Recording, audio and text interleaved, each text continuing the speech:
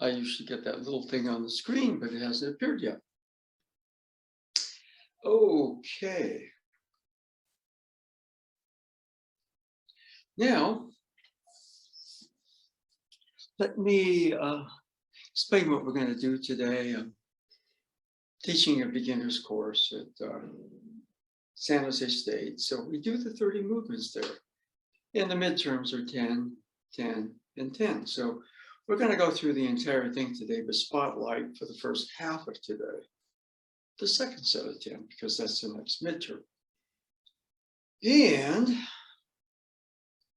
then I thought the last half hour, if we could budget the time properly, we'll kind of go through the closing motion on the bokken cut. Okay? And Cliff, anything on the 30 movements, because you've been at it for a while? Anything about the 30 movements at all, or? I guess just that I get better with practice. Okay. You know, I've been doing it for about 3 years now, pretty regularly, Yeah, okay. right? So, you know, it'd be nice to at some point do it again in person so that, you know, you can see how I'm doing. But Yes, okay. Well, we can do that. We've been doing a little bit more weapons movement on Wednesdays. cool. Yeah. We get more beginner types on Sundays Sure. at in-person in Mountain View. So, you know, That makes the sense. bokken cut is pretty stark. I mean, there's movements you can do with the sword, but Yeah. you know, that cut itself is, there's a lot there. Okay, Yeah. so, yeah. No, that was real helpful doing it in person. Yeah, you know, so I thought what we do is 30 minutes roughly on that. You know, just going through a review of various things on the 30 movements. And then we go through the, like maybe we'll just do the first 20, okay, and leave the last 10, which are actually, I mean, the first 10, very basic. Basic is not necessarily easy. Second set of 10, which we'll go through today, it's more complex. There's more information. There's a starkness to the first 10. And you can't really do the second 10 until you start to do the first 10 and pick up some of the things there. Feeds into that. But when you get in the second 10, there's much more information. And most people, you know, they confuse information with learning. It's the first step. That's like getting to the library, doing your research on something. And then you take it from the library to the laboratory where you experiment. Okay? And the last set, I mean, the last of that triumvirate, whatever, is kind of like the gymnasium or the dojo, or in Miyamoto Musashi's day, it was the battlefield. I mean, we're not anywhere near that dramatic these days, thank goodness. But then you take your knowledge, your synthesis of that knowledge, and then it's direct experience in and through the body. Okay, so we need all three. And today what we're going to do is we're going to go highlight the second set of 10 because it's more complex. So there's more information. Now the third set, okay, there's not only more information, it's that all of a sudden you go from basic framework, very important. See, you keep working on the first set of 10 when you're doing the second set. And then the third set comes in, it kind of blows everything out of the water because people kind of learn it. By the time they get into the third set of 10, they're comfortable with, you know, the information in the laboratory effect of it, but the actual sense of the dojo, gymnasium, not the battlefield. That's maybe not exactly what it is, but you know, I mean, let's say we're a musician. First thing, the library, somebody hands you some sheet music. Okay, so you're learning the notes. Okay, it helps that you hear it, so you go, okay. The notes have a kind of a feel to them, so you investigate whatever it is. The third set is the gig. You got an audience, you got whatever it is. So this, that, audience, live performance. Chet Baker, unfortunately, the person that I kind of, he really got into drugs, right? And so somebody asked me, well, Chet, why did you get into drugs? Well, he was very young, very precocious. He gets, he's West Coast. He gets voted, a couple of magazines, the #1 trumpeter, in the world, really. Metronome magazine, Downbeat magazine, okay? He's popular, boom. And so he goes to the East Coast, and all of a sudden, actually wherever he goes, it's almost like, you're the fastest gun in the West, so everybody challenges you because they want to beat you to be the fastest gun, so that you look in the audience are all these really impressive people in the jazz world there. And he said it was that pressure was what got him initially into drugs, And so, in Aikido, the thing about it is the direct experience of it doesn't have to be life and death. You're doing the research for a debate, you're practicing with your fellow debate members on your debate team. Then there's the debate. The other side is not on your side. In the intermediate state, you're working things out, whatever it is, but boom. Okay, so, all right, let me get this out of the way. And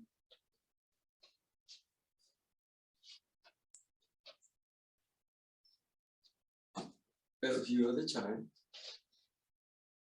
Inside, I use a slightly shorter one, because you can get pretty wild and you don't want to bam, all of a sudden break something. Okay. Okay. So very quickly, movement #1. Right hand, left hand. Okay. Movement #2 starts with the left hand gripping the bottom. I'm going to swing it to the left and to the right. This is a right word, however, up spiral. It would be counter. If we go this way, you'd recognize it as counterclockwise. And then movement #3 is from right to left. It's a leftward down spiral. Right. And movement #4 is up on the toes. Boom. Okay. And most Aikido sets, start with an attacking motion. But Washiba Sensei, he did this sort of a version of this. So this is a simplification of what I understand he did. Okay. 1, 2, 3, 4. Now 5 starts with left hand going up, right hand going down. You're holding from the top. It's light, but not sloppy. Too tense. Okay, and it's like dribbling a basketball. You're too this way, you're very limited. But you go this way, lose the ball. Boom, boom, boom, boom. Both are energy, okay? Not just physical skills. 1, 2, 3, 4. Now I'm going to slant off camera a little bit. 5, take a step.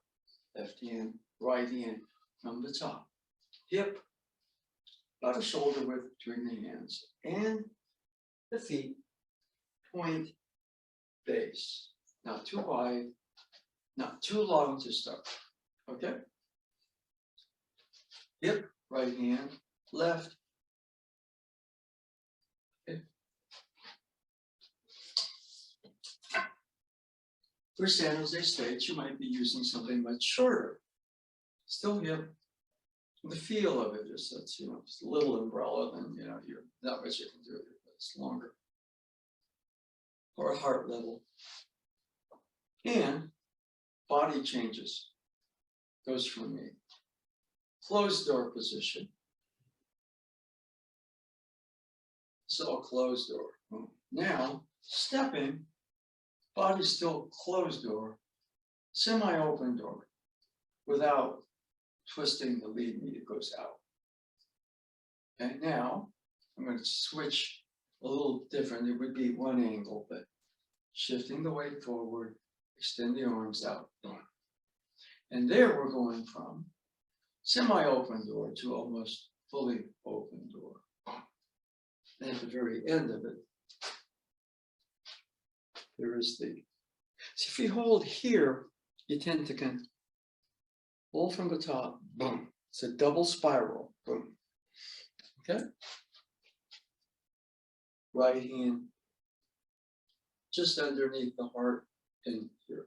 If I go level, heart, then I hit something, it backs up into my wrist. So this is slight up to it. Boom.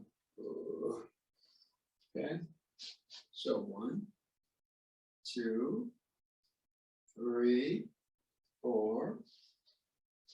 And I'm slanting a little bit. 5, 6, 7. I'll come here. Goes up and down. Now here is just arms. So I'm turning the body. We're kind of back to pretty much the closed door position. Boom.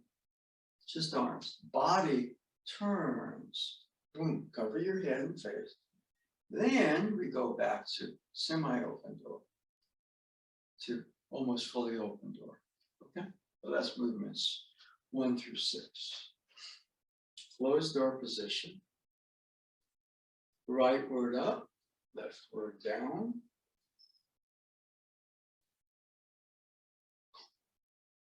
Let's just say that represents heaven or mind. This represents earth or body. Positioning, mind-body unity. Not up here, not there, or too tense.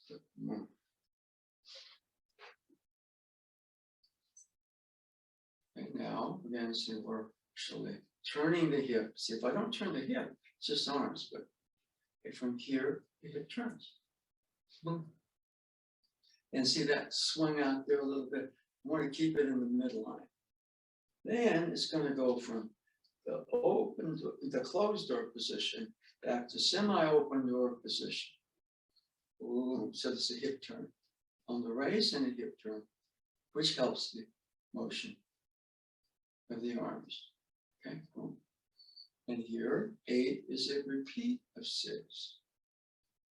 9, right hand goes up, left hand down.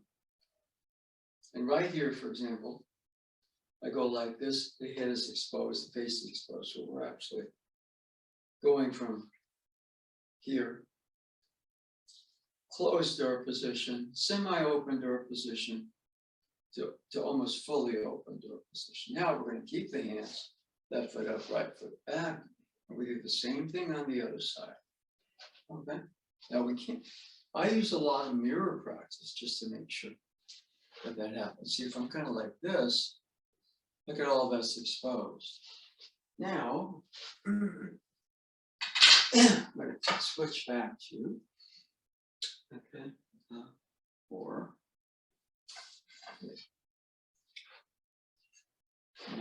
9, and also too low. Now that doesn't mean you can't go lower, but we're practicing kind of reform cover strike. So again, we're learning about the body changes. Now I can be in the triangle. See here, it's difficult to do the body changes. Here. Here. Here. Okay. Analogy that we used in class, which I kind of like, more poetic. Full moon. Half moon. Now going from half moon to quarter moon to almost no moon. Does that change? Right, now you're going to go back to full moon. Going back to, let's say, half moon. And no moon. Back to full moon. To half moon to almost no moon. Okay, and the fact is, you look up in the sky at night, there's no moon. But the moon exists somewhere, you just don't see it. So one of the things, boom, right there. You're off the line. Boom, you're off the line, at least of a direct income. All right, you go, boom, you're off the line. And the off the line. You're getting your hips into it, so there's power in that strike. Or you're getting your hips into it, there's power into that strike. But also, that's the no moon effect. Okay? You turn the hips. Well, Shiva was so good that when he did the no moon, people seemed to indicate he kind of disappeared on him. It was not just the movement of his hips, it was something else. Okay? So anyway, that's the first set of 10. Okay? Now, the second set of 10 involves a turn. Okay? And it also involves hand changes. The first set of 10 involves your basic change, this to this to this. Okay? And the second set of 10, more information, thumbs away, thumbs face, away, first change. Everything in the first set, thumbs up, but first change, still first change, still first change, still first change, still first change. Okay. Now, release your left hand, thumbs face each other, that's second change. Now the turn, cover your face and your hand. Step with your left, up and down. Third change, right hand. Both thumbs face me, here and here. We go back to the second change, back to the first change. Right foot takes a big step. There's a turn involved. Now, this is the pivot. Foot goes back, and you're doing the same thing. You're going starting from a full moon to half moon. Now it's quarter moon to no moon. Okay? And that goes to movement 16. Okay? So this time I'll do it facing the camera. So that's movement 10. Second change. Turn, cover your head and your face. This is movement number 12. And change back to full moon, half moon to no moon. Now, in the no moon position, right hand goes, thumb towards you. This is the third change. First back, and forward. Okay, I'm moving 16, which is coming up. Right hand goes back, comes face to the second change position. Gripping with the left hand, we have the first change position. There's a step. But notice here, there's a striking or cutting motion. Now here, we do exactly the same thing, except what we're going to do is we're going to turn, and here I'm completing the cut here, but we're going to turn, full moon, pivot, half moon, now quarter moon. That's movement number 16. Okay?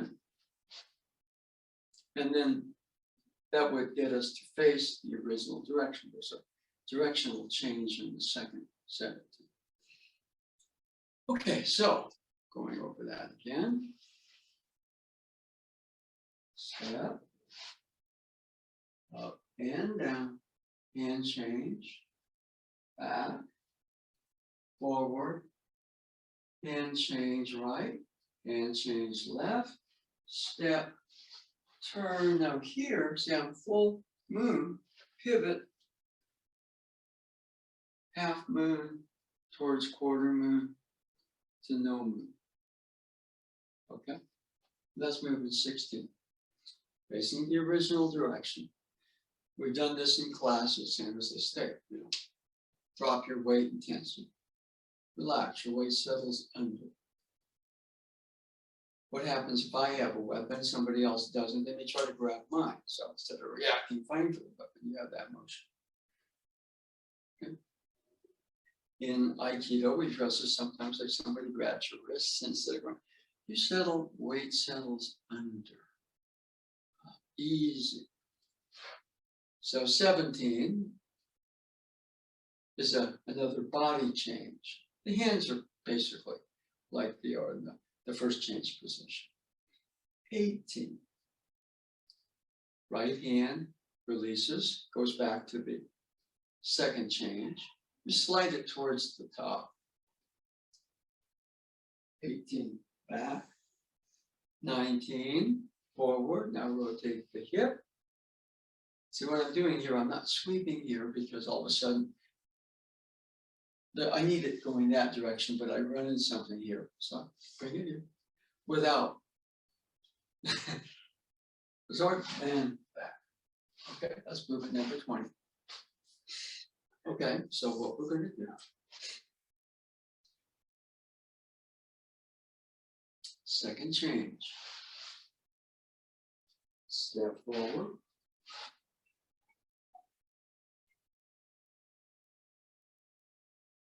Right hand back.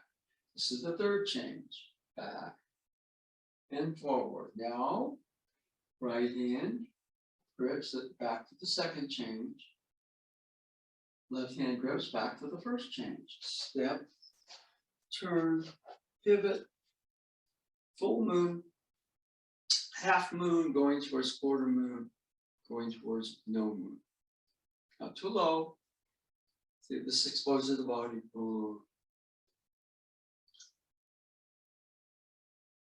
Weight settles under, not up. Right hand back to second change, but more towards the top. So we have light, somebody coming behind, boom. Somebody coming forward, boom. Now somebody coming on the other side back, step back. Okay. So that is the second set of 10. Now what we're going to do is kind of go through it from a different angle. So, okay, second change, movement 11, movement 12, boom, movement 13, movement 14, movement 15. Now, hand change right hand, hand change left hand, step. Turn, pivot, big back left, but the body goes from a full moon to half moon, and from quarter moon to no moon. That's 16. That's 17, the weight drops. The weight settles under. 18. Right hand regrip, second change position, but towards the top. Goes back. 19, forward. Now, something's coming in from the back on the other side. Too wide, too dangerous if it's a sharp tip. Step back, 20. Okay, so that's the second set of 10, which I think we'll kind of leave. I'll post it so people at San Jose State can, if they choose, study it. Cliff, anything? Because we went through that second set a little bit more in detail. Any? Yeah, you might add?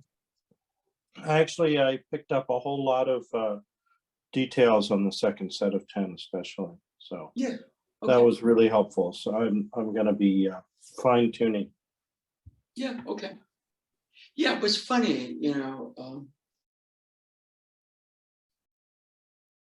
just in order to get the details, you have to have a certain amount of openness and depth.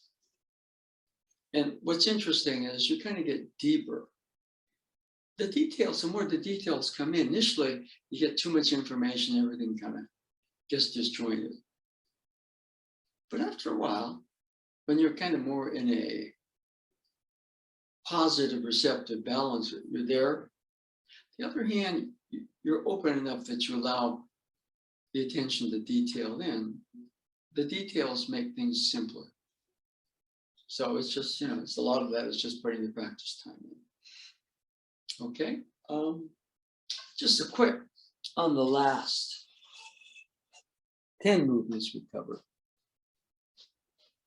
Now we've got the hand changes, but the body changes from the first set of 10 still apply. So what we're going to do here, we'll start from this angle with movement number 10. Now here, for example, covering the top, I'm covering right, about chest too. This is adaptable, covering something low. But to do that, you're also going to cover your face and your head. Okay. Now this is the full moon position. You're going to step in. You're going from half moon towards quarter moon. At the end, it's a no moon, or towards the no moon. Now here we're in that state. We can go back and forward. Now here, I'm going to step, turn, pivot. Now here, full moon going towards half moon, from half moon, quarter moon to no moon. Okay. Now here, back and forward. Here, full moon, I'm going to step back, going towards even though the action is behind, going to half moon to quarter moon to no moon. Okay, so the principles of the body changes from the first set of 10. Transfer into the second set of 10. Okay? The other thing that there's the change of direction from 10 to 11. You're actually facing away from your original direction. And then when you're going 15 to 16, right, so moving 16, with the step, turn, pivot. And so you're back to the original direction. But the turn and the pivot, okay, I'm a little extreme on this one because in most ways in Aikido stuff, this is an entering motion. This is the turning motion, entering motion, turning motion. In my particular sense, really would be 15 to 16, okay?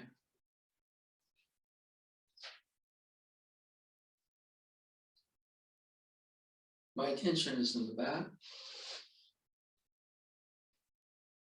Even though I'm pivoting, the body changes in entering motion, which is you're going from full moon to half moon, from quarter moon to no moon. and it gets you off the line of an income. So in fact, when I can't, see, I can't enter any more.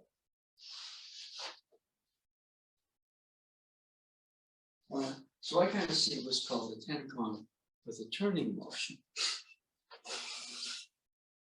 as a continuing of the entering motion. I'm a little, I don't know whether or not, Aikido theorists would agree with me or not. Okay, so that's the second set of 10. Okay, any questions before we move on? No questions at this time, Sensei. Thank you. Yeah, and we could kind of go through the last set of 10, but sometimes, what it is a little bit, you do too much library research, you don't have any focus on there's too much information. Okay. Bruce Lee put it very well. He says it's really a daily reduction. You have to have the information, but then, you're processing this. Okay, what's too much information versus the amount of information needed to function in the library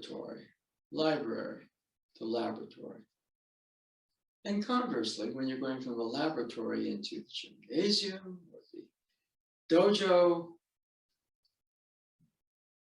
you're sifting through that information. There's a lot of information that really gets in the way of pure motion in the moment being it.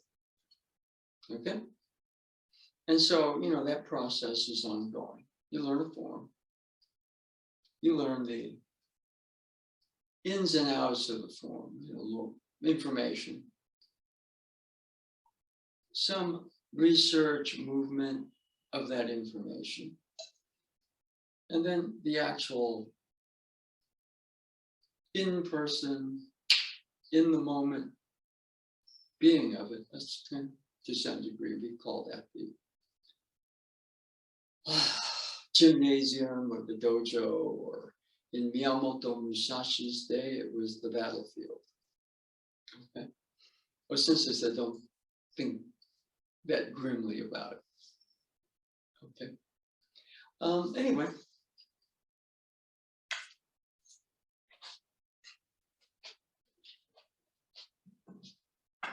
Now,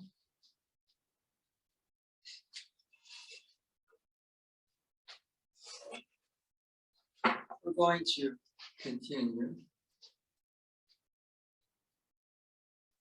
with the bokken cut. The bokken cut is infinite. What I found, because I've been working on it for what? Technically, I've been working on it for, I would say 1974 or so till now. So that's almost 50 years.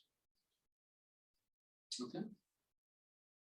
And what I find is the more you learn, the more there is to learn. But on the other hand, the more you learn, the simpler it gets. And that's kind of the learning curve we want. The more I learn, the more confused I get. Yeah, that's natural. Going from the library to the laboratory. But going from the laboratory to the gymnasium, dojo, whatever you want to call it. The live performance for a musician.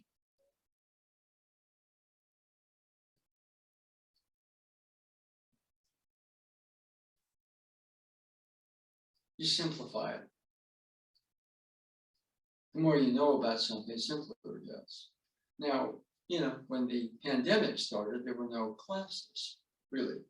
So I kind of devoted myself towards, okay, let me really research this. And I researched it before, but we're talking 2010 now. Okay, now a couple of things. Your feet are very similar, although the staff or spirit generally starts with the left foot step, or this starts with the right foot step, and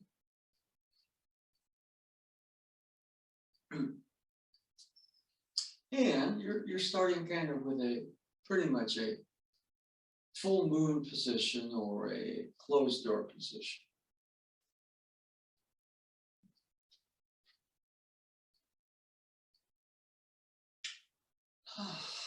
I'm feeling the terrain. If you kind of watch the samurai movies, and the really good, samurai, all of a sudden, they got to draw their sword, but what they're doing is they're feeling the terrain. Right? You can be really good, but if you slip and lose your balance in an encounter, that's it. Not just settle into the feet. And as I start to do that, the hips loosen. 1, 2. Okay. Still a point base. Still. Right. Now, there's so many different cuts, but the cut that I'm working on is the cut I learned from Tojima Sensei. Most of the time you draw, and then you cut about head level, okay? But this cut, he did, of course, that cut. Raising, this is kind of the, like the third eye chakra. You could raise higher, but right about there. There's a slant to it, so it's not just this way. In fact, if we were to go to the chakra system, there's a crown chakra. The left hand is in that third eye position. The tip is the middle of the crown. Now, if you would take an angel's halo and put it on the top of your head like a cap, that's the crown chakra. Ideally, there are other energy chakras that are not in the physical body, both up and down. Okay, chakra system is about energy, physical body. Chakra systems, beginning of an energy body. And the cut goes back to the waist, and then the same closing motion you have on the spear.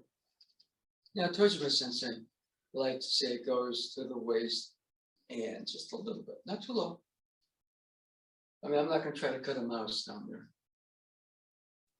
I'm going to buy a mouse trap. Okay. And the closing motion involves the whole body. Feet. But there is a body change.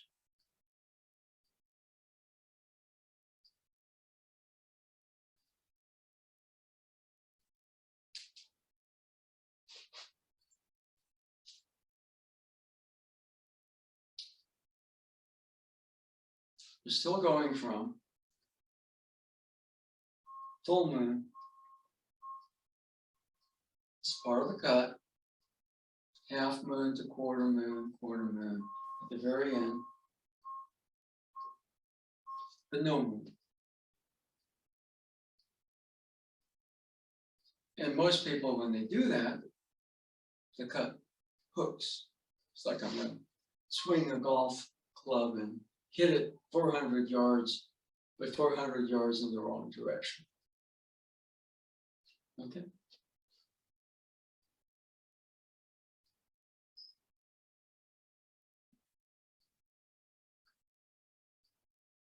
No. So, I check it in a mirror.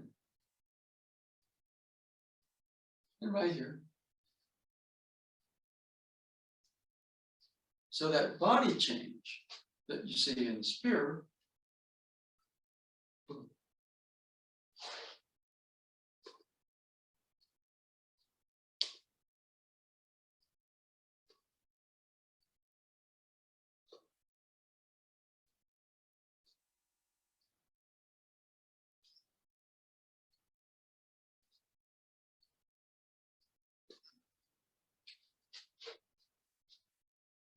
and I'm using a little bit of slant. Okay. Now, a couple of things. We've discussed the feet, Not a lot of movement in this one, but we are incorporating that same change. Okay. Most sword, the body stays in the closed door position. High key sword combines the movement of the spirit. Okay.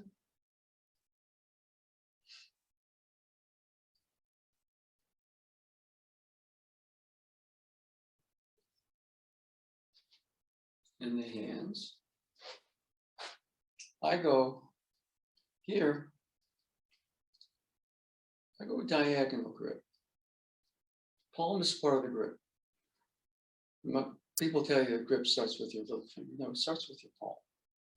Then little, ring, middle, index finger.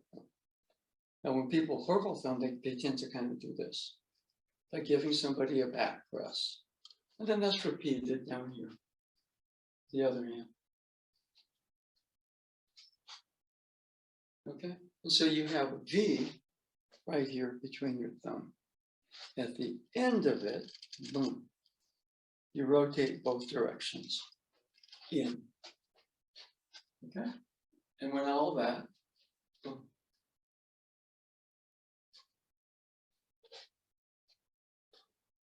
you get the vibration.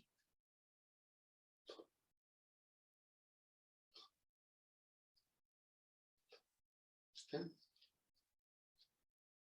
A lot of energy, for example, is not just thought, but the energy in my own system sort of vibes. Boom, boom. I'm going to extend the key. Boom, key moves. Okay. So that's in this motion.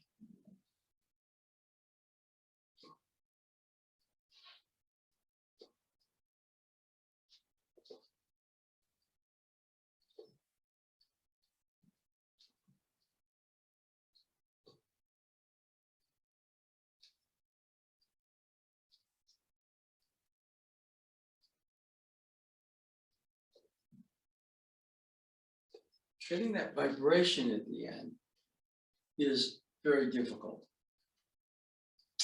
Okay, now I'm going to do this. I'm relaxed, but the sword is kind of dead because my system is kind of relaxed dead. On the other hand, I go boom. It's like I'm chopping wood out there. Apparently, the worst insult you can give a swordsman in ancient Japan is you're a woodcutter. You're swinging a sword like an axe chopping wood.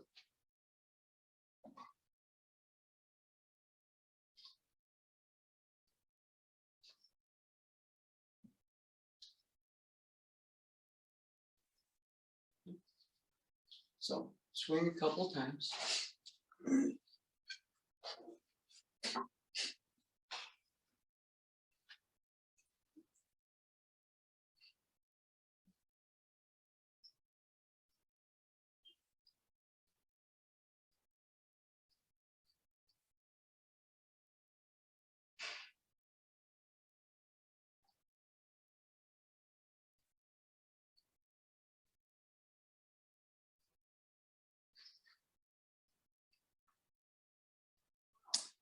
Cliff, anything you might have picked up or noticed from the more recent presentation?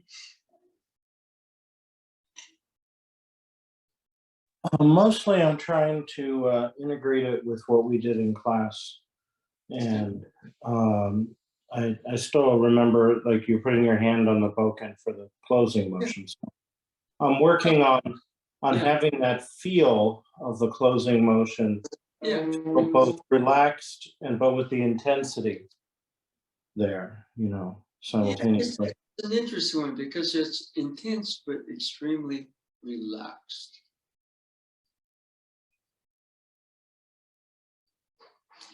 It's open, clear, to some degree empty, but very full.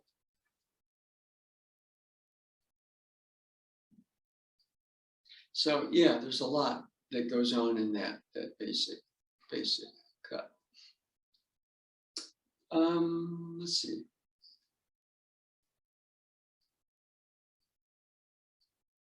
Okay, something that I kind of use. I mean, a lot of times, you kind of just go in and okay, now what? Because this is one. It's not a real sword, right? I have a some I mean, it's not a great sword, but I do have a sword, right? And so I could cut with that, but I cut maybe with this. Okay. And so it's a simulation of a sword. It's almost like it's its own thing. Miyamoto Musashi would fight duels sometimes with and he would be the challenger because he was going to challenge somebody and in the process learn more about swordsmanship. So there's one thing in a movie about him where he requests a challenge. Okay, so he asked the person who was challenged, bokken, which means wooden or live blade. Okay, and of course the other guy says live blade. Okay, they're different. Okay.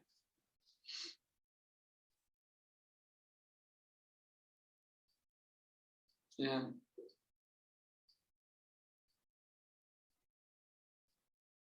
now one of the hard things to do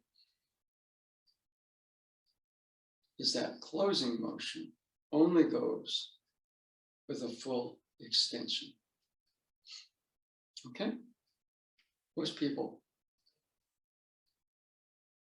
the cut is out there and they close them. Full extension, close. Full extension, close. Boom. Okay?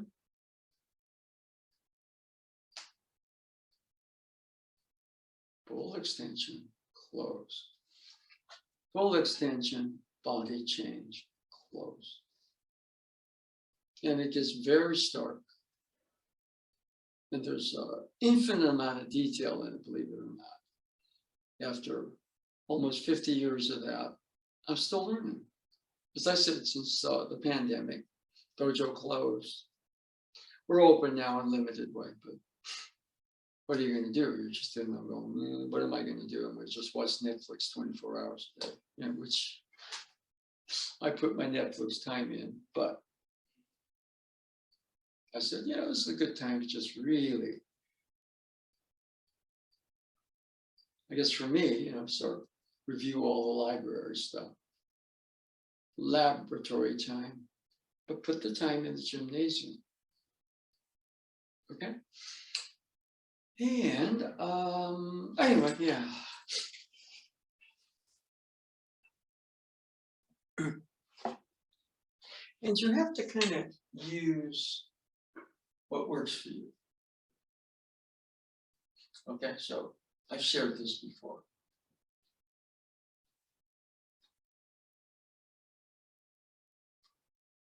Okay.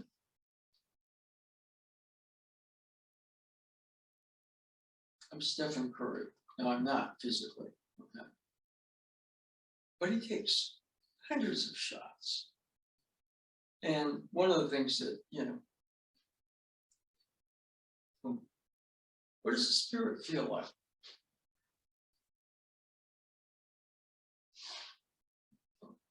He makes the shot even from 25, 30 feet. He gets fouled. The shot goes in. He gets a free throw. In basketball terms, it's called and one. You should get more of those. They ignore a lot of them because the ref says it goes in, but if it's too blatant, they got to say and one. Okay? So here, there's a degree of, I call spirit in the cut. Okay? All right. Boom. Boom. I just make a shot. Shot goes in, even though somebody hits you, boom, and one, boom. I haven't shot the one yet. But obviously, the shot has to go in to get the free throw.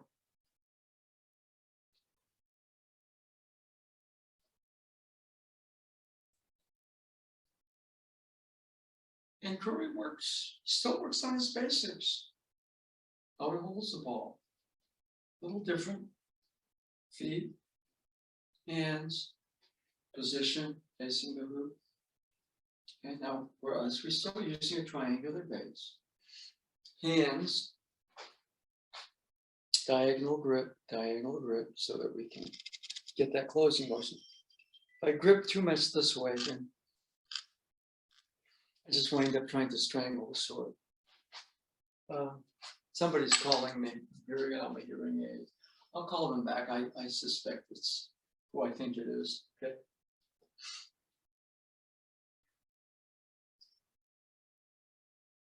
So, and one, and one, and one, and one. Wow. There's that little plus to it, a spirit. Yeah. I know it. I'm starting to kind of get that, but in the gymnasium, the dojo, and one, and one, and one.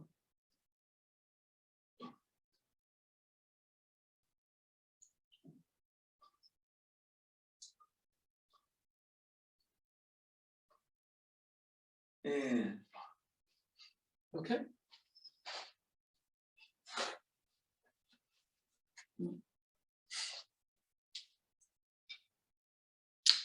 Okay. Any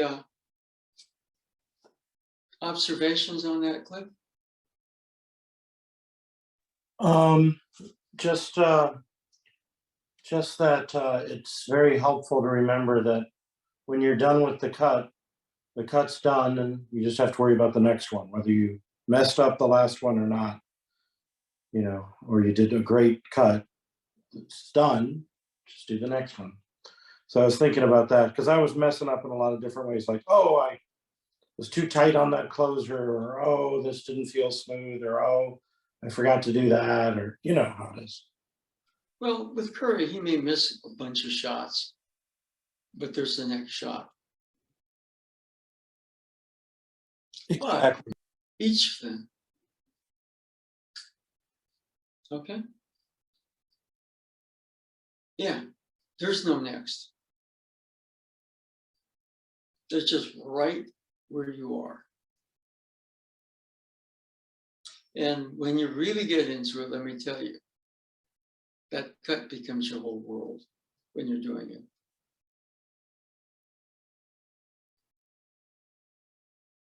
And that's a funny feeling. Okay.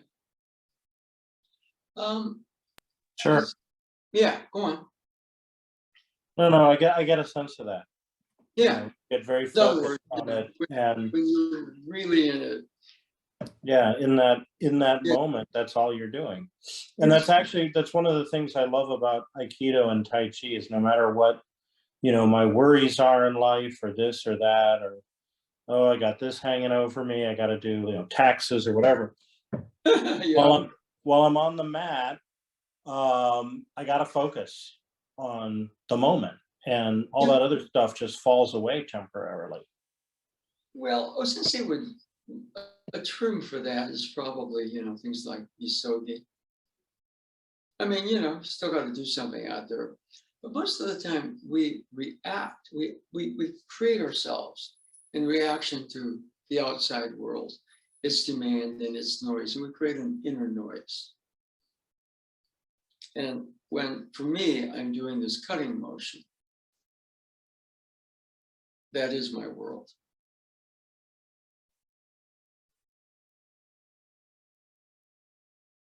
There's purpose there, if only just to do that. All the outside stuff doesn't exist for a while. And thought maybe we'd add one more thing to that. So and one.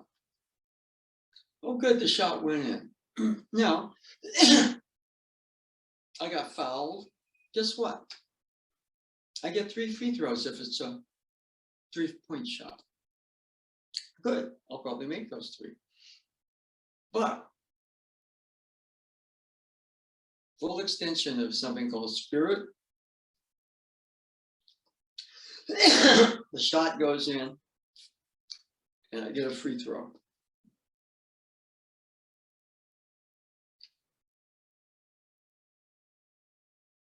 And that's kind of its own space. Now, the question is, can we do that, for example, if we're being a parent? Or if I have a project like trying to clean up the living room here. I don't want to do that. Easy there. It's hard to do, by the way. Let's go into one last item about that.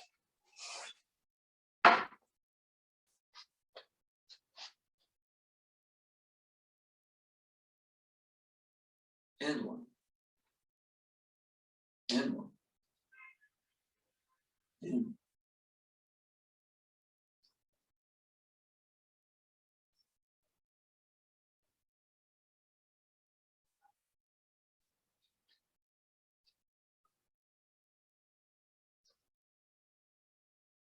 notice that cut. Basketball, that's a brick. It bounces off the rim. That's too dead. Doesn't even make it to the hoop, or if it does, it just comes. Yeah. Look, and one. And one. And one. And one. Now I check for this. In basketball, the hoop doesn't go up and down.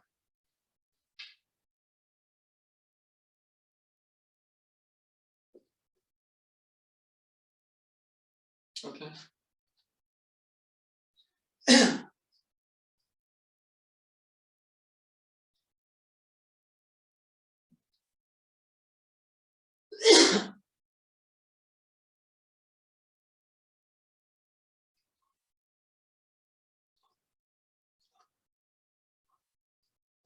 I do 1, 2, 3 every once in a while, and just check in the mirror. It's a form cut, but that's focus. The basket's not going to move. If you miss, you can't blame the hoop. Okay? And one last thing, that vibration.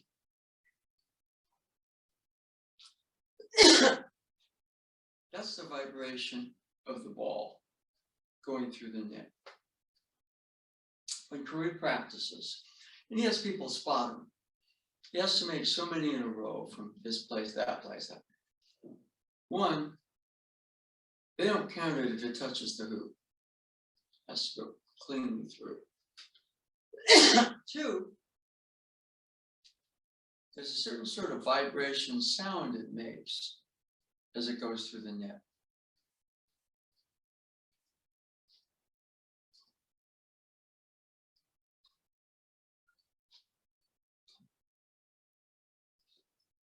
It's not about clanking and hitting the rim harder.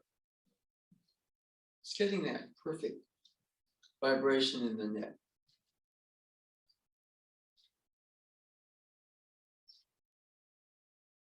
And the feeling of it. For that vibration to be perfect there, it has to be somewhere here.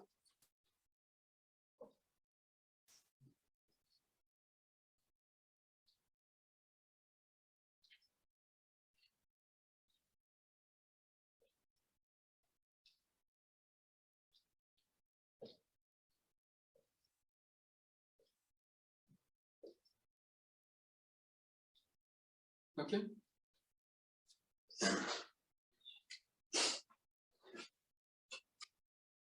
So again, what we do is we just that basic cut.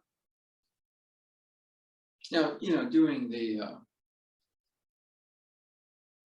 movements of the staff or the spear, your body changes, much more foot activity. Okay, that's kind of like your body, your basketball. You're practicing your footwork drills. Okay. But the basic bokken cut, Curry spends a lot of time, what I've been told is, even after games, he doesn't just go He goes to the weight room. So for us, that's kind of like the weight room. Not that we're putting muscle on or anything like that. Full extension, full extension, full extension, full extension, and one, full extension, and one. Sound of a nip. Okay. Anything you might want to add, because we're just about to end? No, Sensei, you've given me a lot to think about. Thank you. Yeah, no, there's a, I mean, you give a lot of thought to it. Okay.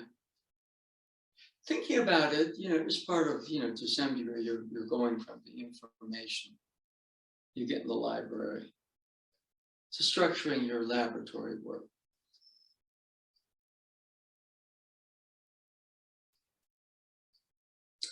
And then at some point, in the sense of the gymnasium, whatever you want to call it, game day, whatever you want to call it, live audience, whatever you want to call it, that's something that you try to simulate as best you can, just in your normal practice. As I said, when the whole world becomes that cut, that's where you are. Okay. Anything? Nothing else. Thank you, Sensei.